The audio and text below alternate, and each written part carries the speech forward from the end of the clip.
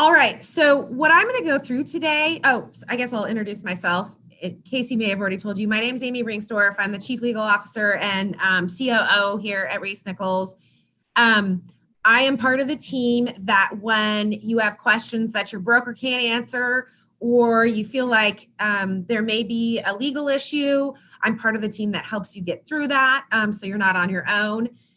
I'm also part of the team that drafted these agreements. So what I'm going to walk through is just some highlights of issues that sometimes come up when you're trying to get a client and you're trying to get them to sign the agreement. So I'm not going to read this to you. I'm not going to, nitpick through silly details. I'm going to try to give you highlights, but if you have questions beyond what I'm covering, feel free to ask. So we developed these forms, I'm thinking, gosh, maybe 4 or 5 years ago now, maybe 4. I'm losing track. And as you can tell, they're not the KCRAR forms. And the reason behind this was, clients get kind of intimidated. And for some of you, if you're new agents, the forms can be intimidating, and they certainly don't look appealing at all, with all the lines and all the line numbers and just kind of everything going on with it. It's intimidating, and people kind of don't want to read it, or they start to read it and they have a million questions. And we wanted to make it easier for you to get a client to sign on the dotted line, so to speak, and make these look more appealing, make them more simple to understand, because the more the client understands, the less questions they have to ask you and the faster they sign. So with that in mind, highlighted section in the basics, unless terminated sooner by ReeceNichols. So the term of this agreement goes for however long you put in the blank, unless we terminate it earlier than that date. So the question usually from the client is, well, can I terminate the agreement? And sometimes we do allow a modification and we give them a termination right. But when you call or email me and you ask about it, here's what I will tell you. Well, if you want to give your client a termination right, understand that that means they could decide to terminate it after you've showed them 62 houses and written 15 offers and haven't gotten a deal because they have unrealistic expectations, and you're finally getting them close to the point where they understand either they have to take less of a house or come up with more money, and they just get frustrated and want to cancel because some other agent came along and told them, oh, this would be easy. And so they've decided they want to go elsewhere. So there are things to keep in mind when they're asking for their own termination right. One thing that I also tell agents down the road, so let's say your client signs this, your buyer signs this, and they're just getting frustrated and they tell you, we want to terminate. The agreement says we're the only ones with the right to terminate. But my response is often to the agent, well, it's really hard to make someone go to prom with you if they don't want to go. Think about that. You're essentially dating, kind of, right? I mean, you're developing a relationship with these people. It is, oops, I'm highlighting here. It's a big deal and it's important, and you need their trust. So if they're wanting to terminate, that trust isn't there anymore for whatever reason. So at that point, if you don't think it's salvageable, my best advice is to just let them go, because you'll be fighting an uphill battle over and over to get them to stay. But in the end, it is your choice. Okay, section 2, what we will do for you, buyer. Most of this is pretty typical. The one thing that we do put in here, the highlighted section, disclose to you all adverse material facts about a property that are actually known, that's the legal standard in Kansas, or should have been known, that's the legal standard in Missouri. We're actually working on trying to change that because that calls into question what your duties are, and we don't love that. If you know something, you should absolutely have to tell your client. If not, you shouldn't have to say anything. We'll also advise you to get expert advice as to anything that's a big deal, right? A material matter beyond our expertise. So this is important because When your client says, well, what do you think about the structure? What do you think about this crack in the basement wall? Well, that is beyond our expertise. That is not something you are required to know about as a real estate agent. That is what a structural engineer is for. If they start asking you tax questions. The other day I had an agent call me and say, hey, have you heard of a 1031? My client wants to do that. I said, those are complicated, important tax related transactions. They need to have an expert facilitate the transaction. You're still their agent, but you're not a tax advisor. So we're telling them, hey, when it's beyond our expertise, we are absolutely going to refer you to an expert. And then that last piece, ReeceNichols is also required to disclose to a seller any material facts concerning your ability to perform. So how that could play out, your client loses their job and they come to you and they say, I just lost my job, but I think I'm still going to be able to close on this house anyway. Please don't say anything. I'm pretty sure I can get a job in the next 3 weeks and we'll be fine. Well, that's a material fact that they lost their job that may impact their ability to perform. It's a real situation. You would have a duty to disclose that to the seller. So you'd have to then sit down with the buyer and explain the situation. Or, for example, and it happens, anybody in the class right now, if anybody's been in the business for a while, you see crazy things. You have buyers, spouses who all of a sudden, maybe they put a house under contract and then they decide they want a divorce in the middle of buying a house. Just things like that happen. If you believe that those are important, that may impact your client's ability to actually close on the house, that's something you'd be required to disclose. Okay, section 3 is your favorite section. You really want to pay attention here, and your clients may have some questions. So the first section, what you're going to get paid. So our commission is $335 and a percentage. If you leave it blank, it's 3.5.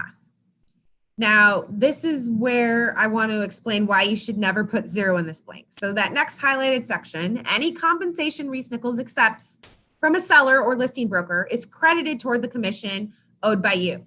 Now, most buyers, especially if they've purchased before, but even if they haven't, most buyers say, wait a second, I thought the seller pays you, I don't have to pay you. And that is true. Generally speaking, that's how it works out, but that is not legally what is going on. Legally, you want to make sure that your client owes you the commission. And yes, if the co-op offers 3%, that's great. You take the 3%, your client only pays you the $335 and you're done. But there can be situations like that third highlighted sentence there. If the seller is unwilling to pay the commission, you agree to pay it. Here's why you want that. What happens when your buyer, and you've showed them 62 houses, and it is just super rough out there, and all of a sudden they see a for sale by owner, and it is their dream house. It's the one they want. They think they can get it for a specific price. Maybe they even knock on that for sale by owner's door, or hopefully you've trained them properly and they contact you first, and you contact the FSBO seller. And that FSBO seller says, I'm happy to let you show my house to your buyers. However, I will not pay any commission. At that point, if you put 0 in that blank, you are still representing your buyers and they pay you 0 and the seller pays you 0. You are working for free. Does everyone understand that? Have we had any chats that I need to address? Yes. Yes. So there is one person, and I get this 335 is a hard one to explain sometimes. They said, is it a commission or a processing fee? How do you want them to describe that? So it is commission, but what you can do to your clients is it is commission. And by the way, it can't be a processing fee due to legal reasons. It is commission, but what you can explain to them is that is commission that goes straight to my broker. I do not get any part of that.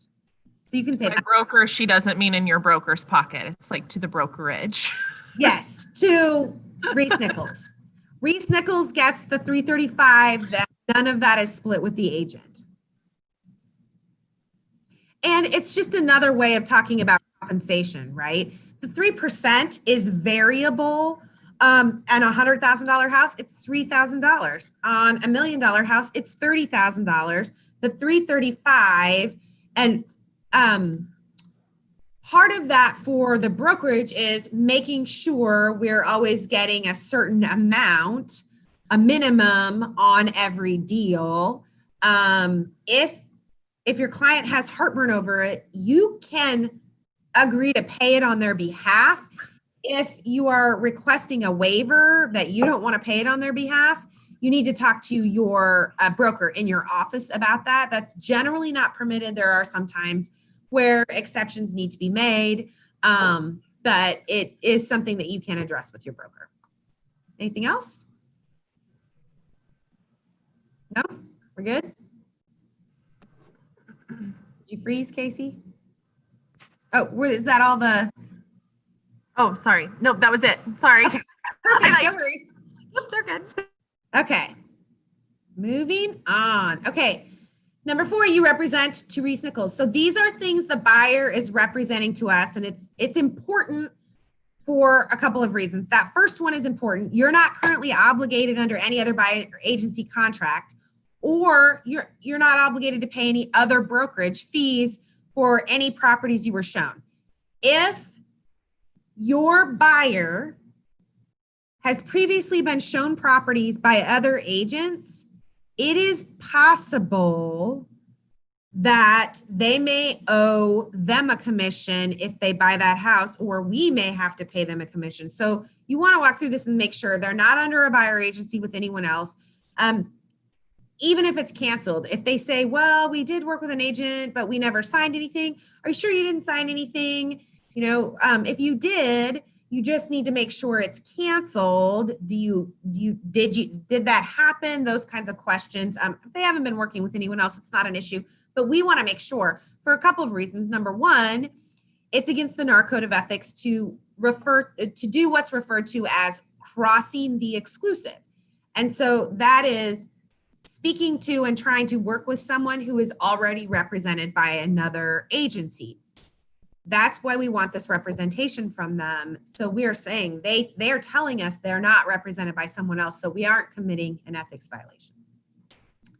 That last bullet point there, you will inform all real estate agents and sellers that you have contact with that you're a party to this agreement.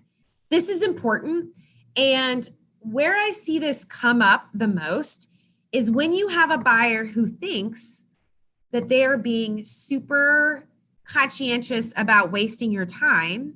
And so they drive by and see an open house sign and they decide to go in, or they go to a new home subdivision and they go in and they don't call you first to set up for you to go there with them. So they're by themselves, and the agent at the open house or the agent sitting in the model home shows them around. And who knows, maybe your buyer even says, really, I'm interested in putting in a contract, who's this builder, or, I'm interested. And so that agent sitting there starts to get their details and write things up. Then your client calls you, maybe they even sign a contract, heaven forbid, it has happened. Then your agent calls you, or your client calls you that night and says, oh my gosh, we're so excited. We can't wait for you to help us with this. Here's what we did. Maybe they didn't sign a contract. Maybe they did. At that point, that agent that was sitting at that open house is going to start to get upset because they think they're double-siding their deal, right? They have the seller and they think they have the buyer. They may have even asked your clients, do you have an agent? And if your clients aren't educated properly, they may say, well, we're kind of working with someone, but, and blow it off. And the problem there is if your clients don't say, yes, I have an agent, then for the agent sitting at the open house or in the new home subdivision, they aren't crossing the exclusive because they've asked the question, so they don't think they are. And they're going to now claim, wait, I worked with these people. I should be paid. So the best way to handle it is telling your clients up front, listen, if you're driving around and you see an open house you want to go into, you should call me. If you see a new home subdivision you want to visit, you should call me. I should be there to give you advice while you're looking through it. But if for some reason you don't, here is what I have for you. And you give them a handful of cards, maybe 5 or 6 cards of your business cards. And you say, what I want you to do, if for some reason I'm not there, is give my card to the agent that's on site. This will do 2 things. It will stop that agent from hounding you everywhere you go through that open house or through those model homes, because they're thinking they're going to try to get you as a client. If you give them my card, they'll leave you alone, and they'll probably follow up with me to see if I have a client who's interested, instead of trying to get your contact information and pester you. That's what you want to tell your clients, right? Now, the other thing is then you're protecting your agency and your potential commission down the road. Make sense? Hopefully. Okay. I'm not going to cover transaction broker. Hopefully you all know what that means. Here at ReeceNichols, oh, do we have a chat? I think it flashes for me. No, okay. We do not practice dual agency at ReeceNichols. We go transaction broker. So if you are on both sides of a deal, convert to transaction broker.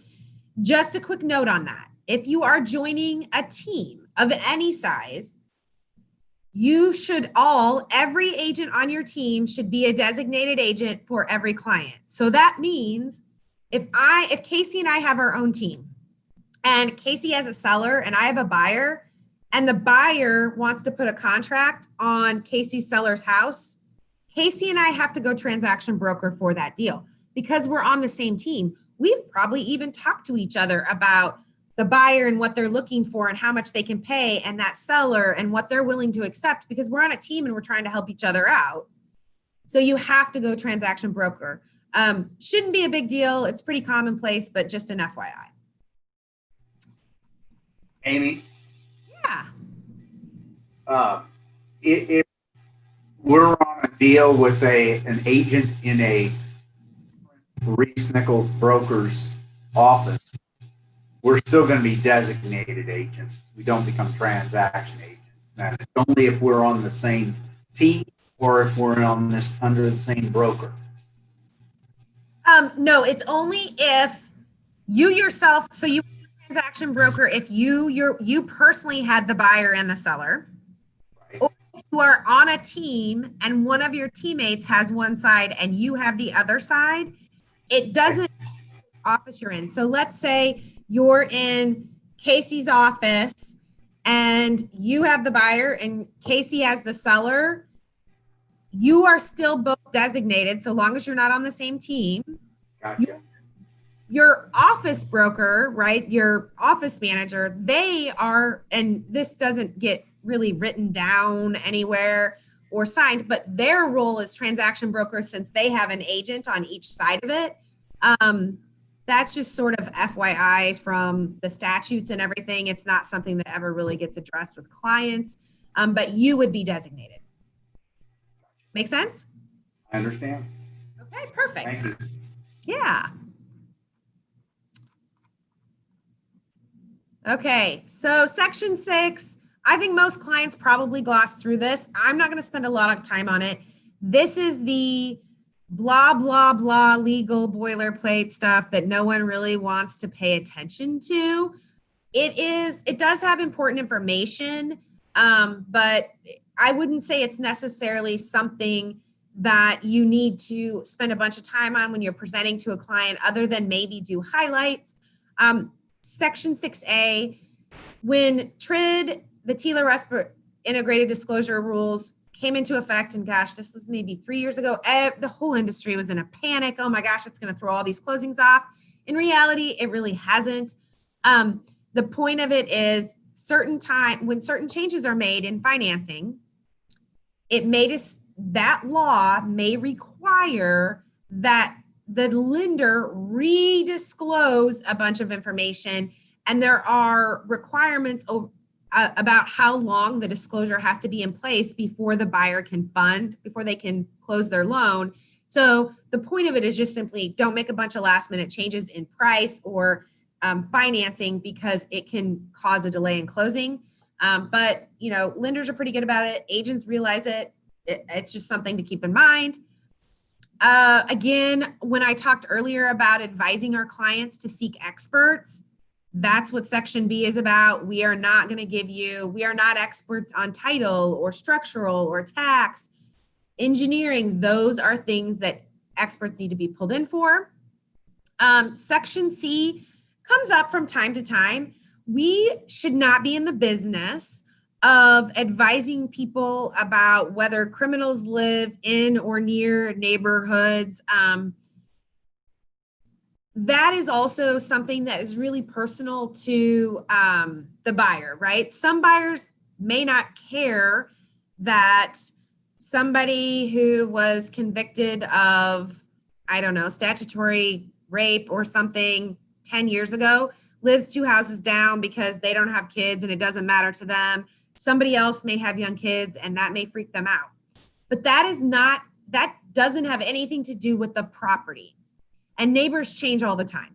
So we are not in the business of looking this up for our clients. This section says, if you want to know these things or these things are important to you, if you want to know about violent crimes, certain sexual offenders, you need to look it up yourself. Here are the websites to go to, because it also changes frequently, right? So it's not something that we do for them.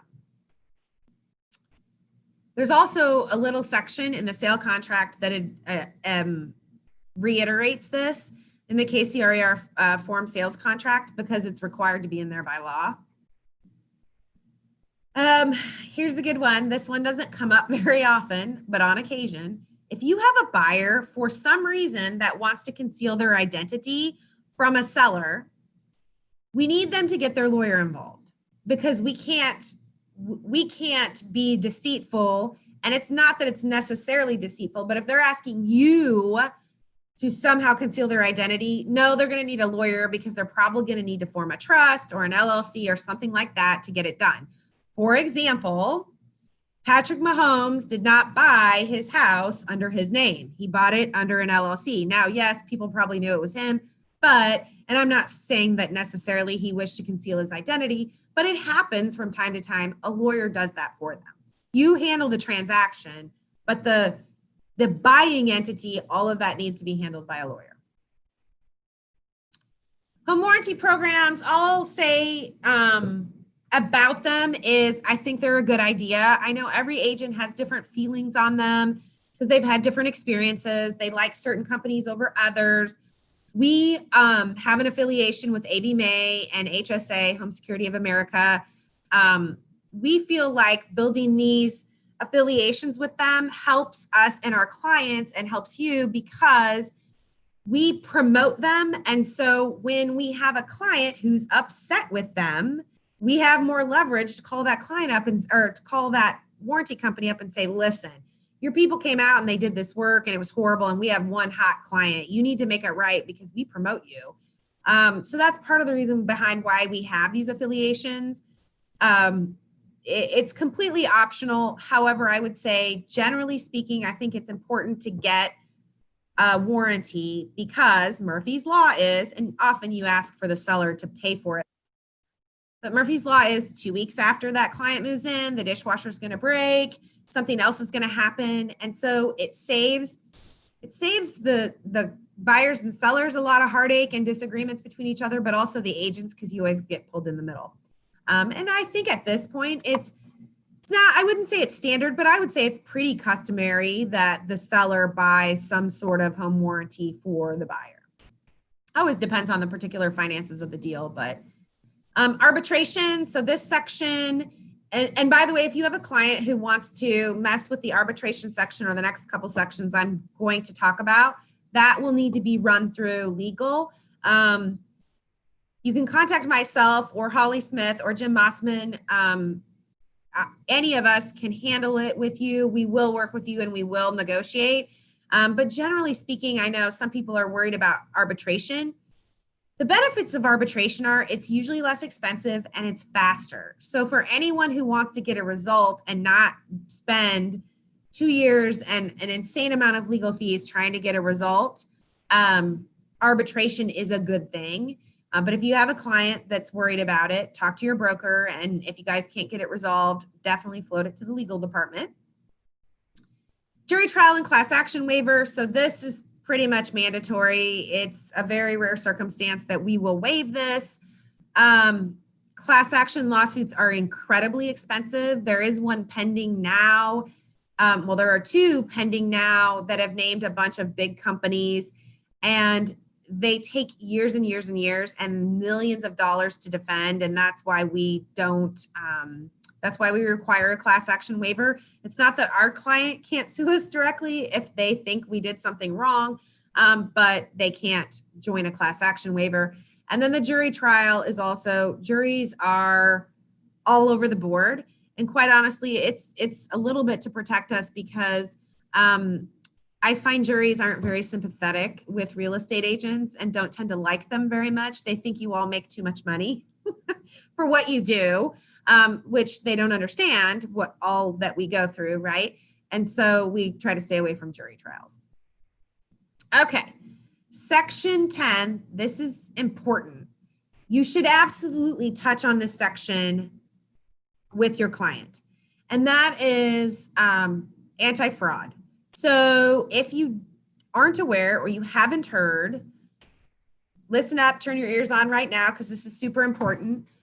Wire fraud is a big deal. It is only expanding. They're coming up with new ways to dupe people into wiring money. So what happens is sometimes someone's email gets hacked, but quite frankly, a lot of times people put their lives out on social media. It's just not that hard to find out that someone's buying a house.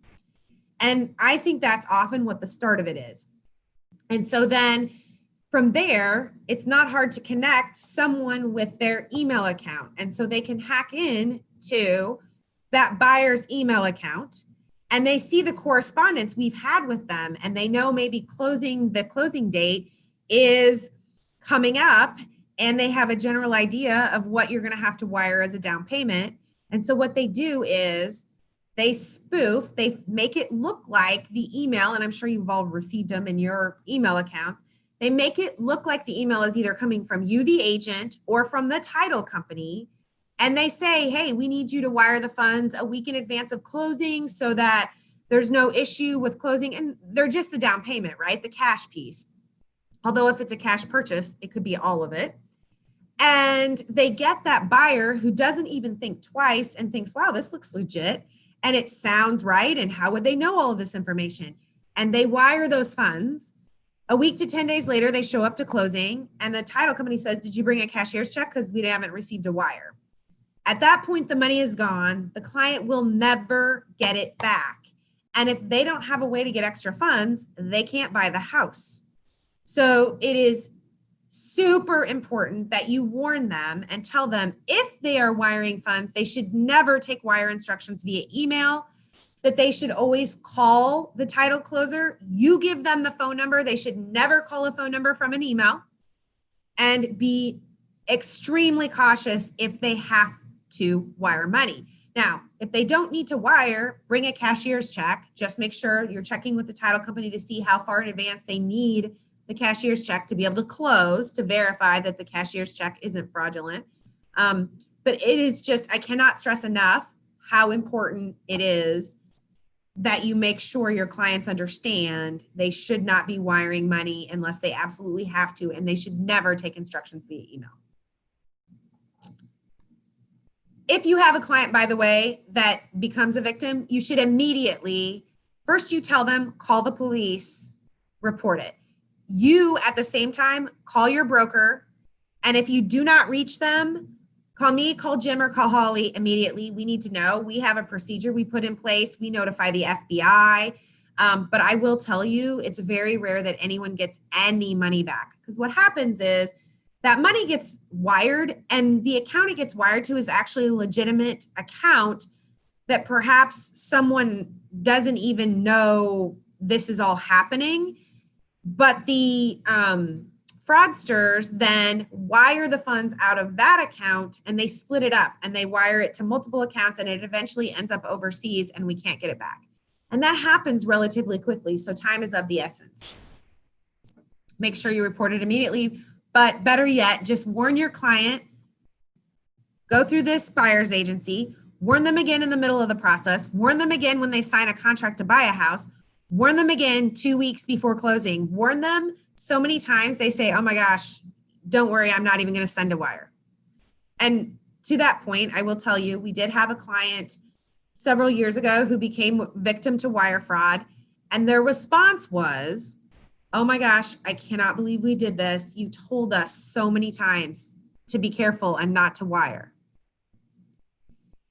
If it's going to happen, that's what you want your client saying. Because the flip side of that is your client sues us and you and says, you didn't warn me. You should have told me. This email looked like it came from you. We did have a deal once where we had the sellers, the buyer's agent who was not with ReeceNichols was hacked. I know this because the buyer's agent was clueless, did not know what wire fraud was, and they sent me, attorney for the other company, a screenshot proving their email was hacked. So it was really, low email security. So when you all are having to re-authenticate your devices every 60 days, just keep in mind that's actually helping to keep your email safe so your clients don't become victims through your email. It was really scary. It was an all cash deal. It was almost $400,000. We had the sellers. They went ballistic because the deal couldn't close, and they had a non-refundable deposit to a retirement community that they were moving to, but they needed the cash from their house to complete that piece.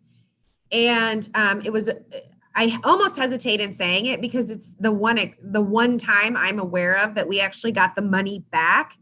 The receiving bank where the fraudsters had the money wired, the instructions, right? Then the buyers actually wired it, but the receiving bank, when they saw the large wire amount, because it was almost $400,000, they put a hold on it because they thought it seemed odd. And luckily, everyone figured it out soon enough and got a hold of the bank. They hadn't released the funds yet in that account. So the buyers did get the money back. It took 5 or 6 weeks, I believe, to get the money back, because then in the interim, the buyer's bank, which was Bank of America, was arguing with the receiving bank, and they all wanted indemnification because nobody wanted to be sued. The receiving bank didn't want to be sued for sending the money back to the originating account at Bank of America. Bank of America didn't want to be sued. It was a mess. But anyway, about 5 or 6 weeks later, they did finally get the money back and finally close on the house. In the interim, our seller showed up several times in our offices screaming and yelling at people because they were so frustrated. The only reason I bring that up is because you could have a seller and the buyer's agent may be clueless. So it's great to remind every buyer's agent you come in contact with, hey, remind your buyer not to wire funds. Or if they have to wire funds, what I tell them is, okay, make sure you get your wire instructions, verify them over the phone. Don't call a phone number from an email. And then once you send the wire, tell them, call the recipient, the title company back and say, I need you to confirm receipt of it. You need it confirmed within hours because hours is all it takes for it to happen and get transferred to another account. So if you have to wire, that's what they should do. All right, that's it for buyer's agency. Now we're into the sale contract. This is where some of the excitement comes.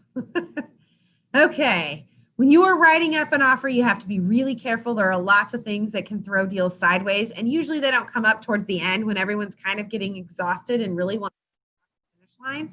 So this section on page 1, additional inclusions or exclusions below supersede the seller's disclosure. So one thing before you write up the offer, you want to go through the seller's disclosure with your client. You want to make sure they read it closely and see, was anything excluded on the seller's disclosure or included but not working? Those kinds of things they need to pay attention to.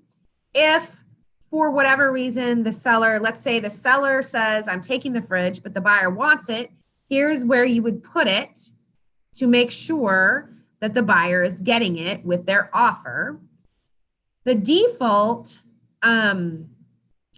for some of these kind of over the years controversial items is listed below, and I kind of highlighted things that we see come up somewhat frequently, which is bizarre to me. We've had people argue over bathroom mirrors in $1 million houses. I'm not kidding you. And then the seller says, well, it's sentimental to me, but it's only worth $100. And the buyer says, I don't care, I want it. It's the bathroom mirror. The contract says I get it. So it's real important to make sure you're walking through with your clients, especially if you have the seller. If they have anything that's sentimental, they should take it out of their house before anyone sees it, so the buyer doesn't get really attached to the attached bathroom mirrors or other things. We've had it come up with light fixtures. Maybe it's some family heirloom chandelier or something. Curtains and blinds tend to be one of the more common ones.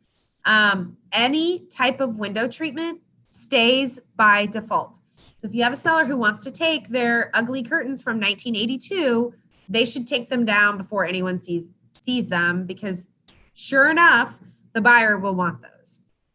And they are supposed to stay. And if you represent the seller, it's a good idea to walk through this stuff with them a couple weeks before closing to remind them. Mounted entertainment brackets stay. So I bring this up because we're seeing more and more of this with all of the changes in electronics and people mounting TVs everywhere and that kind of thing. The brackets stay, but the TV does not. So there's a difference there. The brackets stay, unless the seller changes that. The TVs do not, or the speakers or whatever is mounted wherever. So if your buyer wants something to stay that was excluded on the seller's disclosure or is excluded by the default, by the list we just discussed, this is where you would put it. Same with exclusions. And then any additional items or terms you want to include. Right. And by the way, weird things come up on what's staying and going. There's just some things you'll never anticipate. We had a deal a couple years ago where the buyer wanted the flagpole and thought it should stay. The seller said it was sentimental and wanted to take it with her. And so the broker sent me a picture of this flagpole. The flagpole was not cemented into the ground. It sat in PVC pipe that was in the ground. And the thing was, the seller was this sweet little old lady whose deceased husband had given her this flagpole, and her heart was broken. She couldn't leave it. The buyer didn't care. In the end, the agents got together and bought the buyer a flagpole. So, some of that you just can't anticipate, but we've had people, what's really common is they argue over play gyms, those play swing sets, whatever. Well, back in the day, they were called swing sets. Now there's so much more. The play jungle gyms that everybody puts in their backyard, some buyers don't want them and they want the seller to have to haul it off. Sometimes sellers want them and the buyer wants it too. So it's really important you're just thinking about those things outside. We've had people argue over a landscaping bridge. So just a cute little, tiny little landscaping bridge it's ornamental. It's not really functioning as a bridge. And the seller wants to take it and the buyer's like, wait a second, you can't take stuff out of the landscaping. So things to keep in mind. All sorts of fun stuff. Okay. The effective date, and this has changed since last year, is the last date the last party signs the contract or the counteroffer, whichever is applicable. It used to require the seller's disclosure, lead-based paint if it's applicable, and the brokerage relationship disclosure section that's in the contract be signed as well for there to be a contract. They've changed this. My word of caution to you all is you need those documents. They need to be signed. So it's best to get them signed with the contract, especially the seller's disclosure. If the seller's disclosure is not provided or signed until later, there can be a question as to whether full disclosure was made to the buyer, and it could potentially give the buyer the right to renegotiate part of the contract if prior to inspections, I would mostly argue, but it would depend on the circumstances. So it's important to get that stuff done up front. Just a warning here in B that seller understands they have to disclose any material defects known to them, to buyers, and that failure to do so could result in civil liability or damages. Section C, and this is even seasoned agents, I have to remind them of this. So the entire agreement and manner of modifications. This is a common boilerplate phrase that ends up in contracts. This contract can only be modified by a written agreement signed by all of the parties. So later in this contract, you'll see we'll cover the earnest money section. And it has, there's a deadline, right, for delivery. So when you have the buyer and they're out of town and they can't get you their earnest money by the deadline, and you call the listing agent and you say, hey, can we have an extra day? And the listing agent says, yeah, sure, no problem. And then after that deadline comes and goes, but the listing agent said, sure, you can have an extra day. So you're on that extra day, and that seller gets an offer that's higher than your buyer's, and the seller sends a cancellation over to you for your buyers, and their reasoning is the earnest money is late. Guess what? That's legit. Because this contract was not modified, because the buyer and the seller did not agree in writing to modify it. You and the listing agent talked about it and said you'd modify it, but nobody signed anything. So nothing in this agreement changes unless it is signed by both parties in writing. Just to make that clear.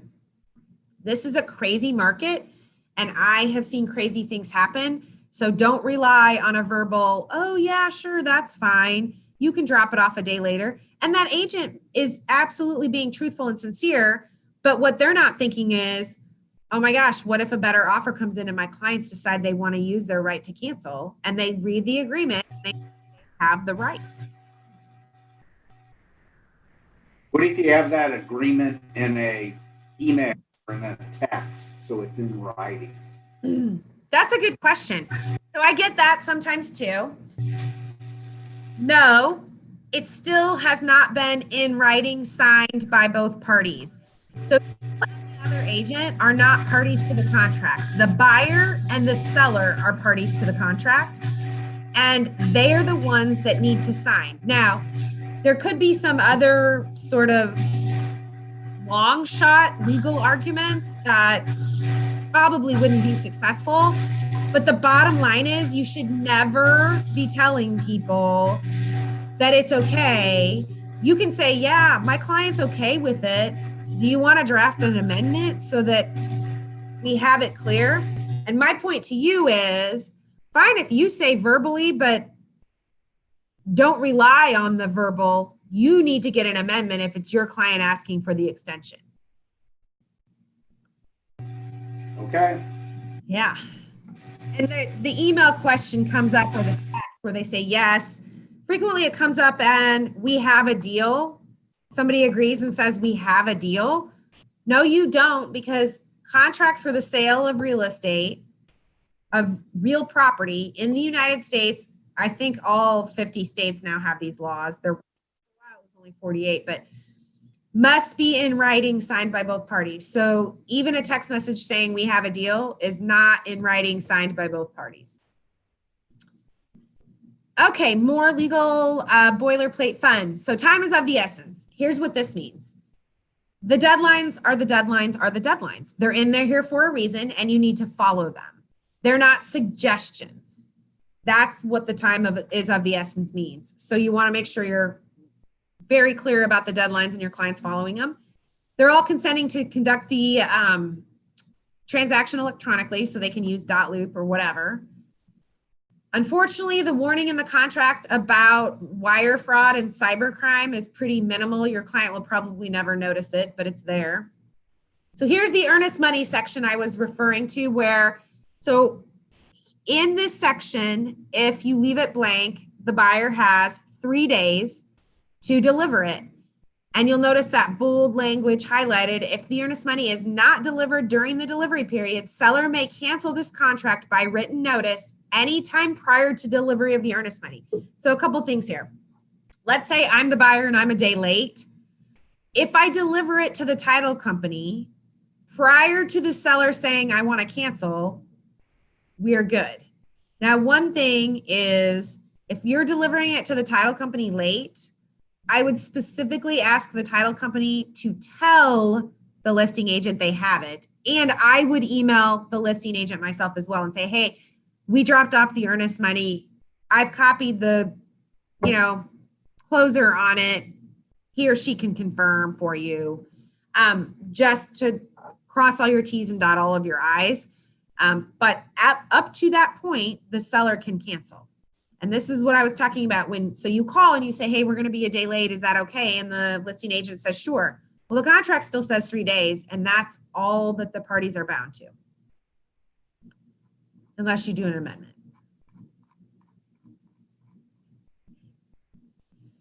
Closing date.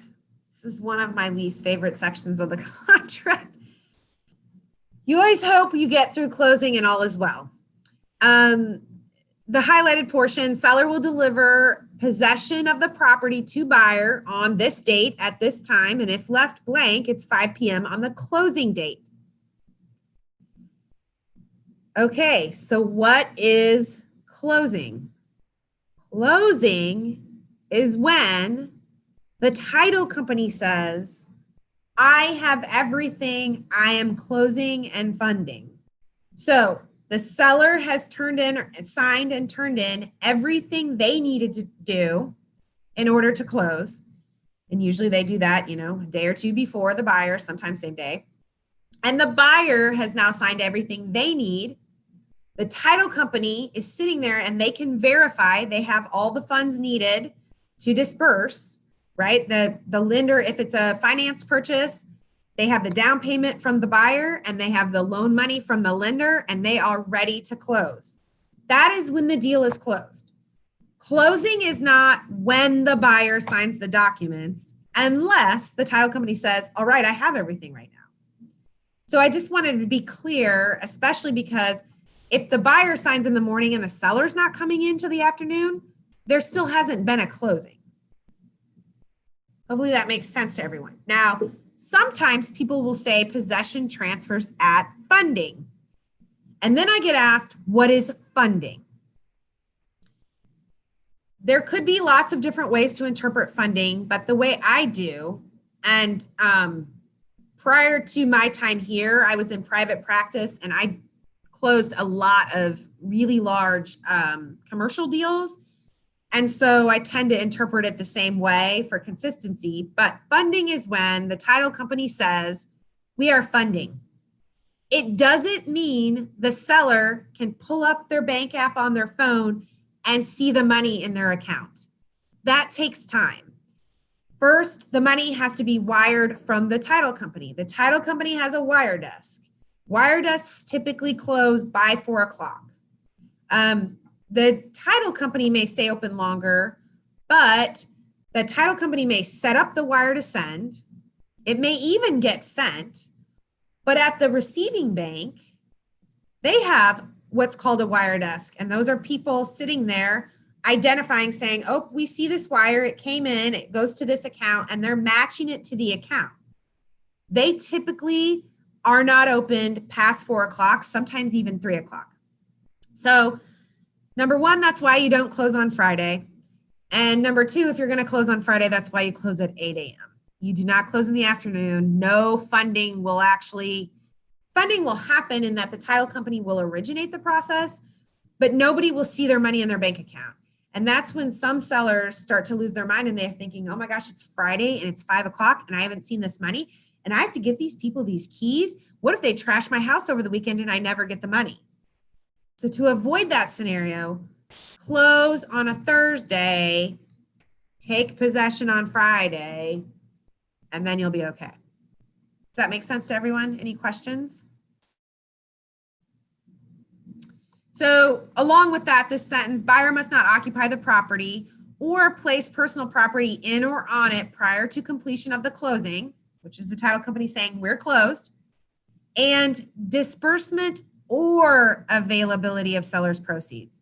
So disbursement is the title company saying we're funding. Availability might be, so sellers will interpret it up, well, it's not available because it's not in my account. Well, if the title company says I've disbursed, like I've sent the wire, I've initiated the process, that is enough. Availability could be I've cut you the check, seller. You just have to come and get it and deposit it. Hopefully you don't have a lot of those kinds of issues because they can just be frustrating. But in the end, everybody kind of has to work through it because there's not much that can be done. That's why encouraging early closings and not on Fridays is the best way to go. Okay, appraised value contingency. So one thing to keep in mind is if your buyer is a cash buyer, they still have the right to get an appraisal.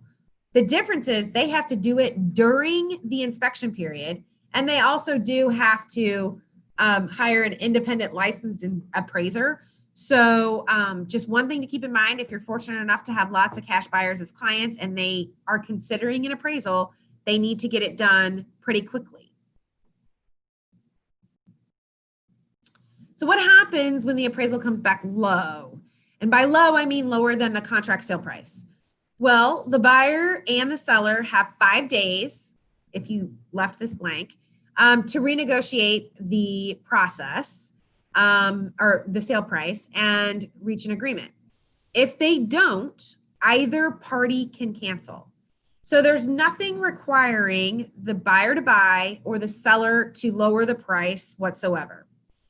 In other words, let's say I am the buyer and I put a contract on your house for $350 and the appraisal comes back and it appraises at $340 and you say, that sounds great, I'll sell it to you for $340.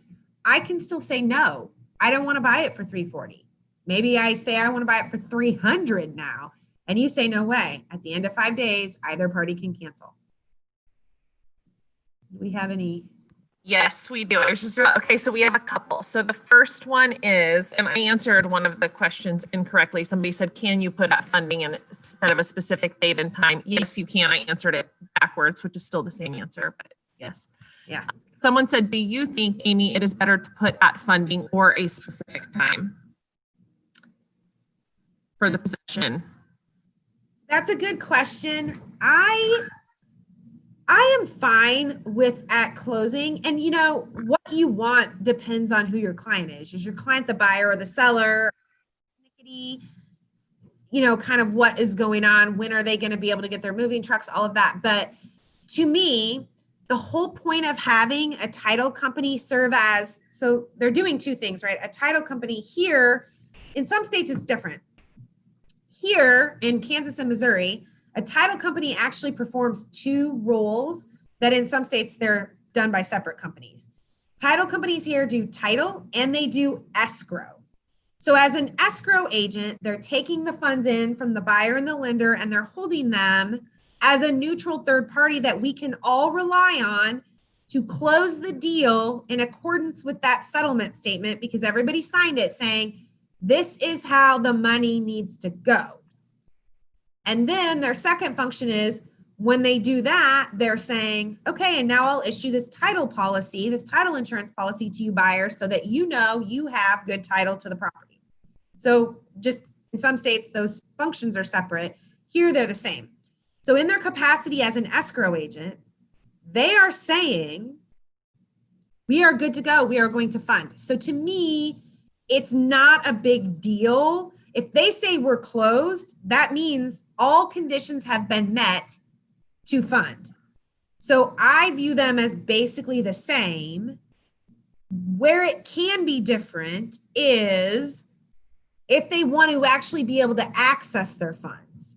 So, and there could be an argument, right? Like somebody could argue if they say at funding, it means there's confirmation the wire went out or that the wire has been received.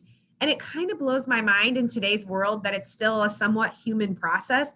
The wire itself is not, but receiving it and sending it is, and how even in the days of, I mean, we have direct deposit and automatic transfers and all these things that happen, but wires are still kind of time intensive and very much on baker's hours. But if the title company is saying we are closed and we are going to fund, that's good enough to me. Because they're a neutral third party saying, this is what you hired me for. I'm the escrow agent. I verified all conditions have been met for me to disperse and then issue you your title insurance policy. So that is, I guess I've said it a couple times, that is good enough to me. I don't think you need to put anything different unless you have a hypersensitive client. They may want to say upon verification of receipt of funds, but that's horrible. And if you have a client who wants that, you need to close on a Tuesday so the buyers can move in on Friday. I mean, it's a little bit of a nightmare. And then there's one more question here. Someone said, what happens when the appraisal comes in low for new construction? And I know it depends, so I will.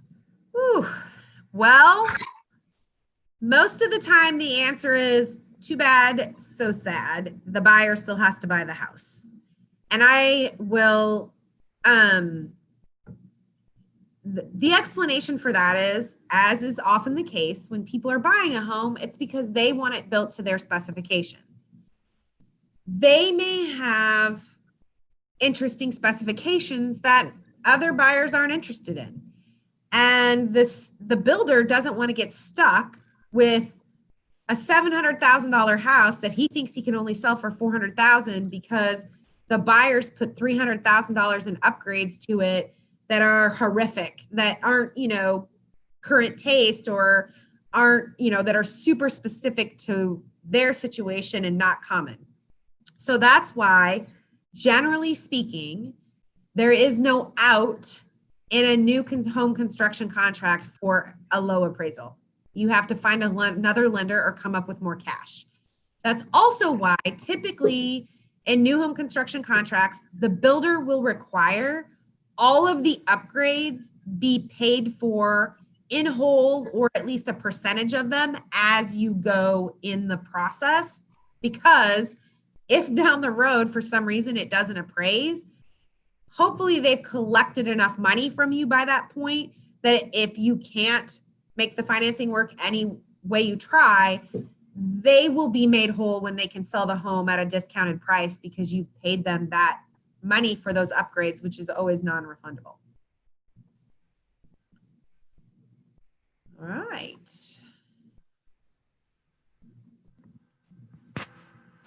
Sale contingency. So real quick here, I think cleaned up a lot by KCRAR over the last few years. For a while, we had people saying deals were not contingent because the buyer would get a pre-approval letter that didn't mention the fact that they had to sell their old house. That is basically fraud. If you know the buyer has to sell their house to buy, then the second box in Section 7 must be checked. If they have to sell their house to get financing to purchase this house, it is contingent. If they do not need to sell their house, then it's not contingent. It's very clear for the most part. I can come up with a hypothetical to fit in the middle of almost anything, but it's generally very clear. It needs to be contingent if they have property they need to sell or want to sell. And if they can't, they want to be able to cancel. Financial terms, if it's a cash sale, buyer must provide written verifications of funds within blank calendar days. Make sure you follow up on this. If you have a buyer, you want to make sure you follow up on this with them and get it to the seller. We want to build confidence. It's a trust situation. Not only do you want to know they can buy it because you're spending time representing them, but the seller does too.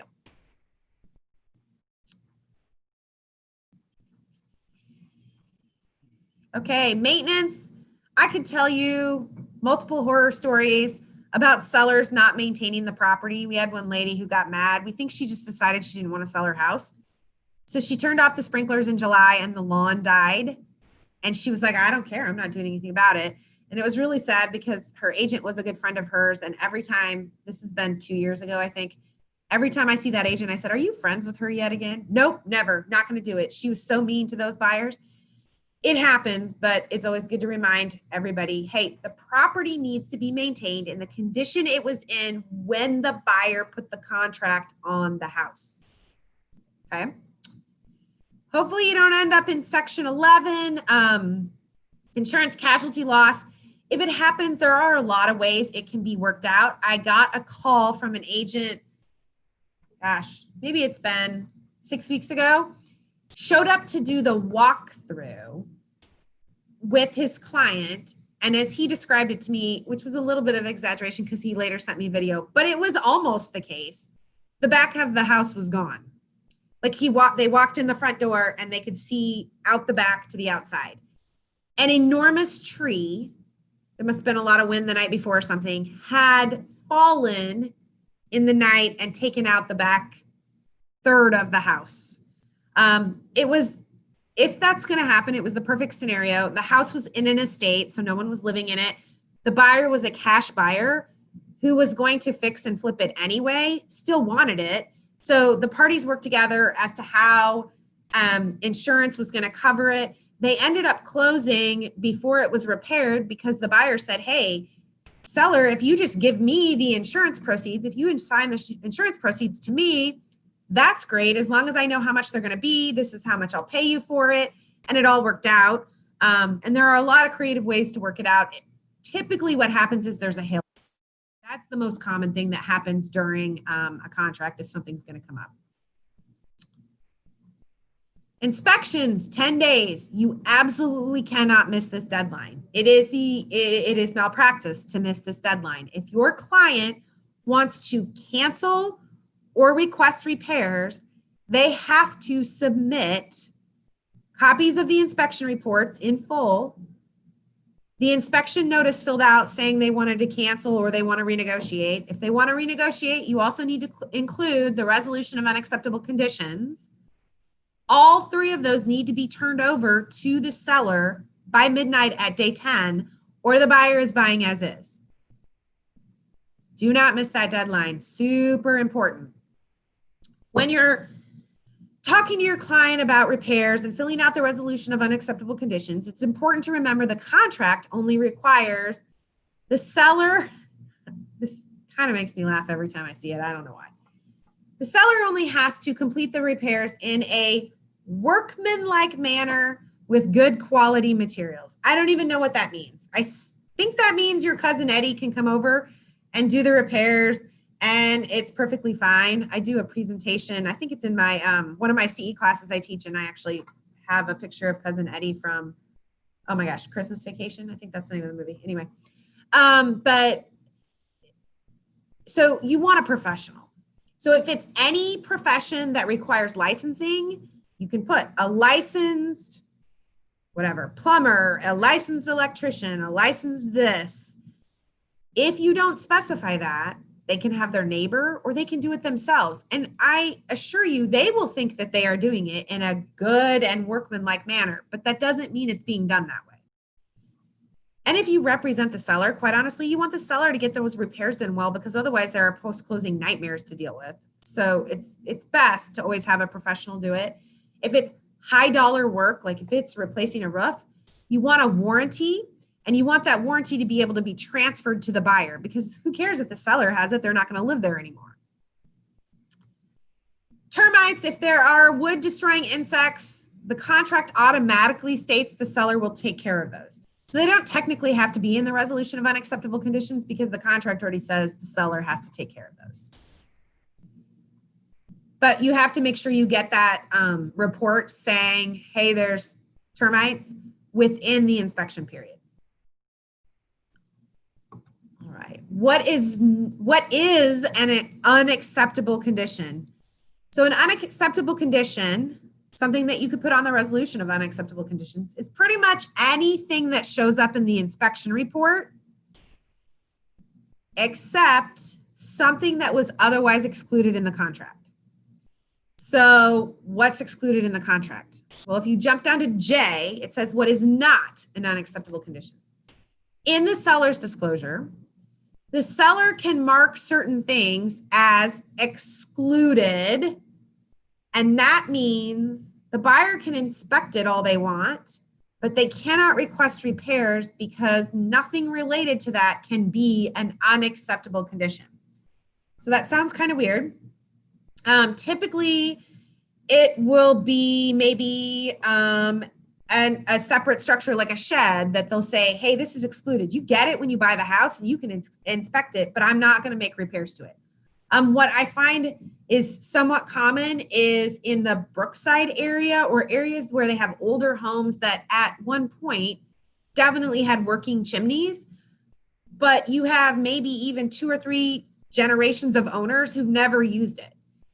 And so the buyer can inspect it, but the seller doesn't want to make any representations about whether that chimney works, and they're not willing to repair it. They're saying, listen, you're either buying my house or not. If you want a fireplace that works, that's up to you, but that can't be part of this contract. Hopefully that makes sense to everyone. As I said, if you don't turn in all those things, so the inspection notice and the inspection reports and the RUC, buyer waives their right to cancel or renegotiate to get any repairs. So you want to make sure everything is in by midnight on day 10 or whatever you put in the blank if it was a different amount of days. So if your buyer's inspections come back and they think there's some issues, what are their options? Well, they can just say, you know what, we're good. There were a lot of offers. They probably have a backup offer. We're just going to take the property in its present condition. Or they can decide, you know what, there's just too much here. It makes me nervous. I want to cancel. Or they can renegotiate. And this is where I guess I got ahead of myself. It says that they have to attach everything. Okay, so how do you move forward once you've started the renegotiation period? Well, the seller could sign agreeing to do everything requested by the buyer on the original resolution of unacceptable conditions, or the buyer and the seller could sign a revised RUC that they agree on, or the buyer could sign that original resolution they sent over saying, never mind, I changed my mind, I'm taking it as is. So in other words, during that 5-day period, seller has a way to keep buyer under contract. They just sign that original RUC that was sent over. Or buyer can keep the seller under contract by saying, never mind, I don't want those repairs, I'll take the house as is. If none of that happens, if nobody signs anything, then the renegotiation period expires at midnight on day 5. They can still negotiate. Sometimes I'll hear agents say, oh, we're out of contract. You're not out of contract at all. You are still under contract. However, either party can cancel at any moment. So you're in this sort of weird, precarious position. So they can still negotiate, or one of them can cancel. I strongly encourage you, if the parties need more time to negotiate, extend, do an amendment signed by both parties, right? So that it applies, so that it's enforceable, extending the renegotiation period. Here's why. We had buyer wanted to buy this house. I can't remember. The listing broker was not ReeceNichols. And they find all these things wrong with the house. And so they submit the RUC to the seller, and the seller's like, I don't have any money. I can't fix anything. And the buyer's thinking, okay, well, we might be willing to do some things, but we need to get bids. And it's going to take a while.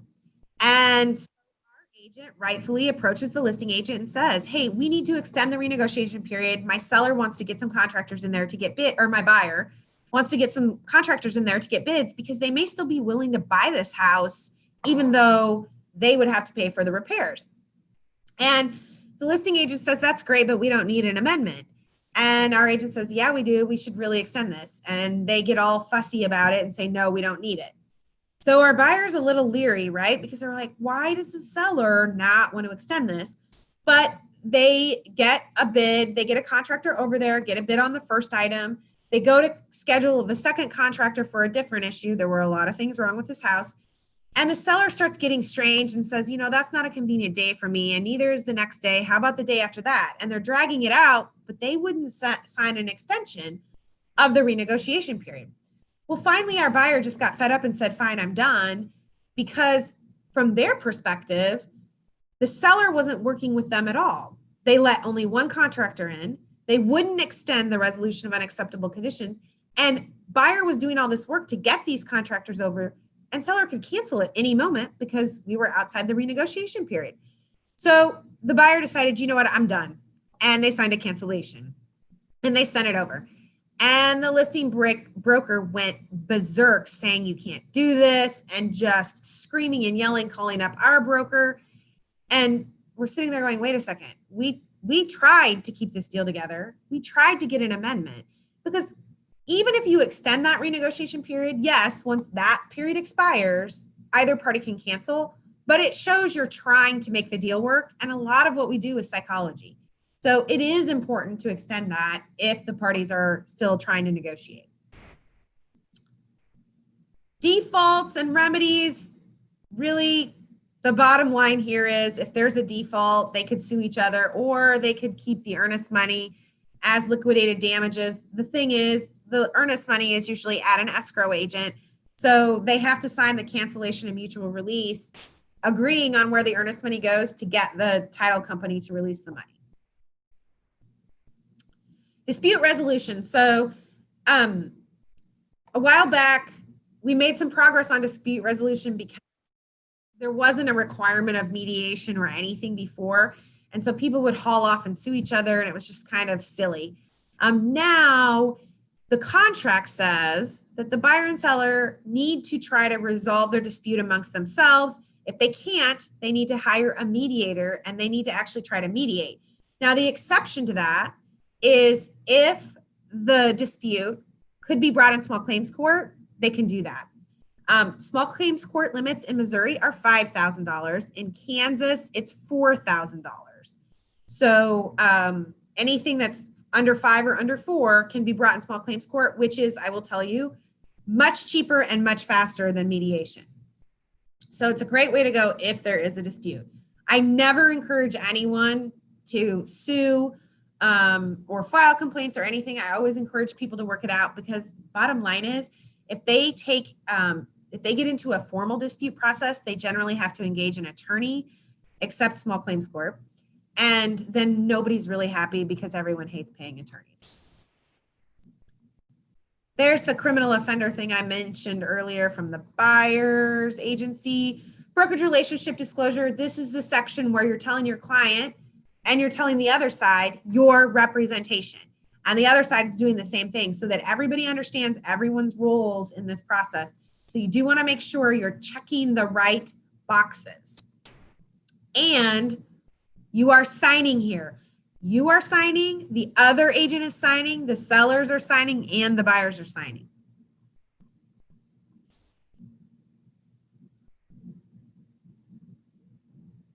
So one thing to note here on earnest money, and one thing to remind buyers.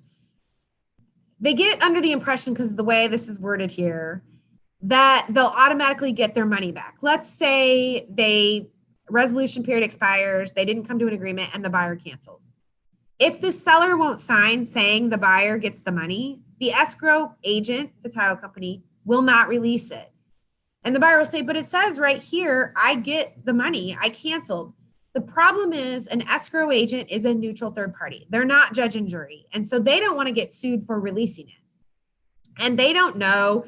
You can tell them you had the right to cancel, and you can say, hey, this expired and here's the contracts and everything. But again, they're not a judge and jury, and they don't want to get in that business. So you'll still need both parties, or a court order, which if it's under $5,000 or $4,000, you could get in small claims court pretty easily for the release of that money. I think, expiration. This is another spot where people tend to verbally say things that can cause issues. So this offer will expire on blank. And we know we're always trying to push sellers to agree to accept the offer quickly before other offers come in.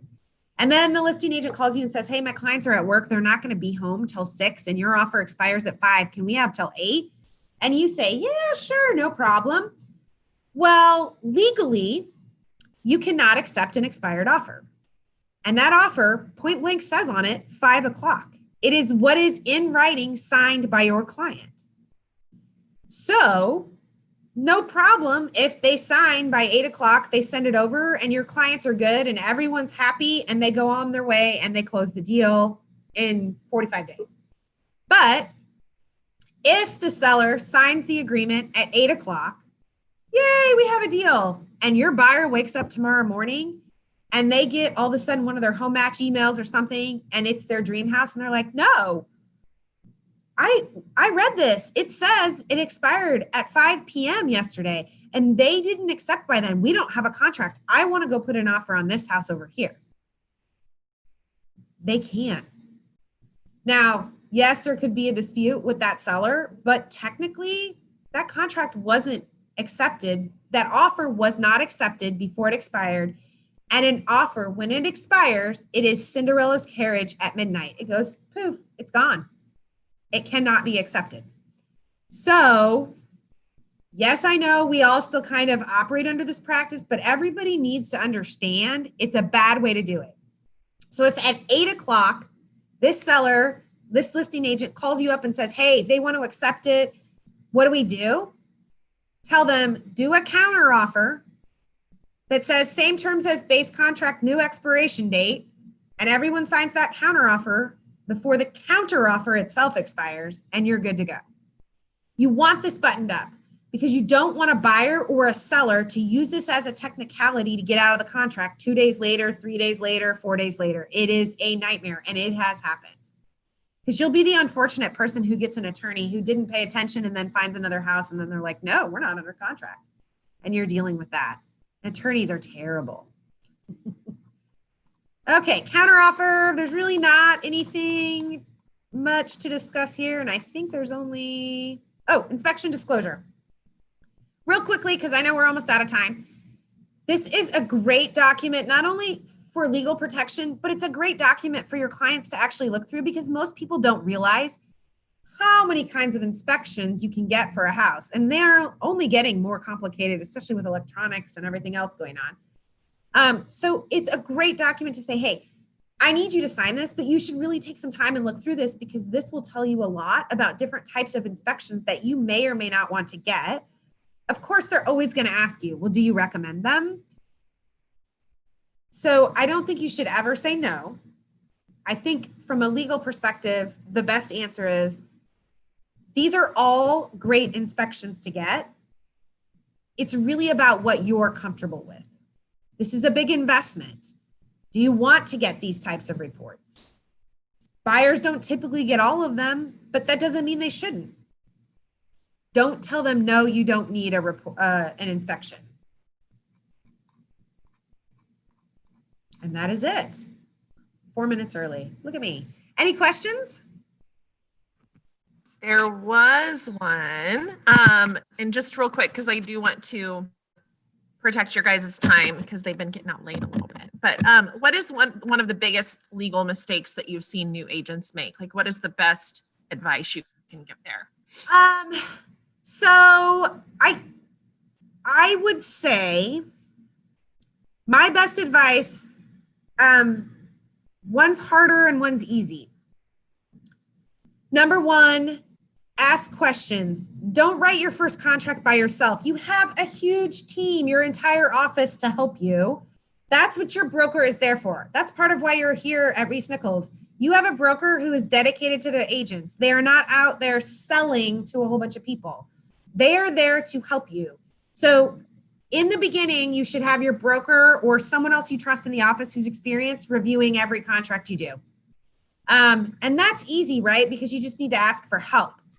The other thing, which probably won't be quite as important if you do the first one, but it's harder, is know your forms. It's going to take a while to know all these forms. I mean, we just talked for an hour and a half and I didn't go through that many forms and I was kind of only doing highlights. Obviously, I was trying to give you stories because I find for me, if I know a story and how it works in the real world, I will remember it better. But knowing at least forms are out there, knowing, oh, there's a contingency addendum there's a this, there's a that.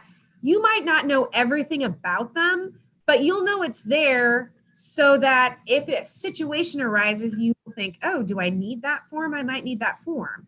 But again, I would say make use of all the resources we have, your broker and all the agents in your offices. It has always amazed me since I got into this industry, how you all are sort of in competition with each other, but nobody really acts like that in the office. Everybody, it celebrates each other's successes and is more than willing to help each other out. So take advantage of that. Use that.